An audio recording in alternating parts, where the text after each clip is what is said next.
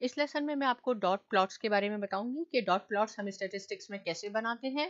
पहले मैं इसकी डेफिनेशन आपको पढ़ती हूँ, फिर मैं थोड़ा सा एक्सप्लेन करूंगी और उसके बाद हम एक क्वेश्चन यानी ग्राफ सॉल्व करेंगे और आपको मोर क्लियर हो जाएगा। Dot plots are visualisation of data which can give information about the frequency distribution.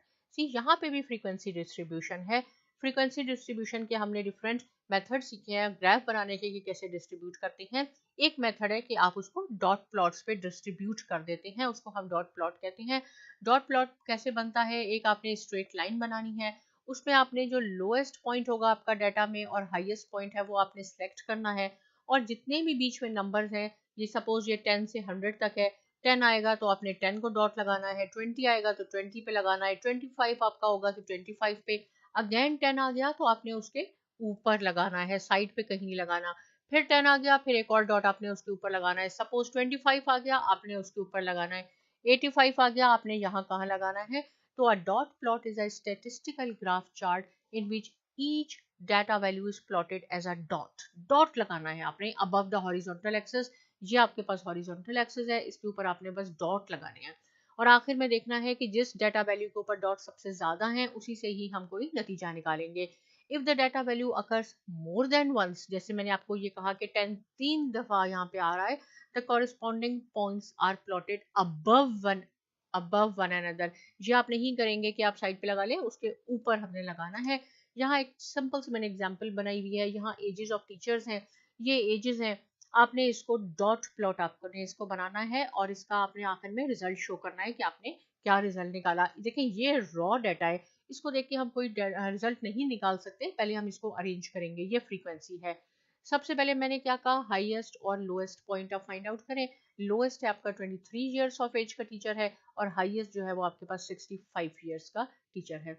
तो हमने एक हॉरिजॉन्टल लाइन बनाई, इसमें देखें लोएस्ट 23 है तो मैंने 20th से शुरू करके 80 तक ये लाइन लगा ली।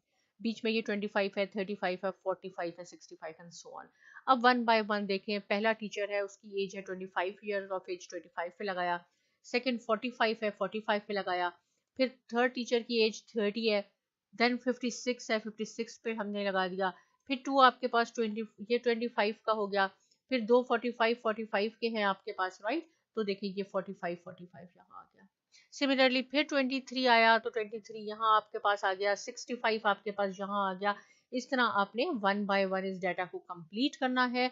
ये 45 देखें फिर रिपीट हो रहा है, यहाँ पे फिर रिपीट हो रहा है, तो आपने साइड में यहाँ यहाँ नहीं लगाने, उस एक के ऊपर एक लगा के ऐसे आपने लाइन बनानी है। यही देखें लास्ट लाइन का मीनिंग है कि if the data values occur more than once the corresponding points are plotted above one another. Above एक के ऊपर एक आपने करके डाटा हमने अरेंज कर दिया।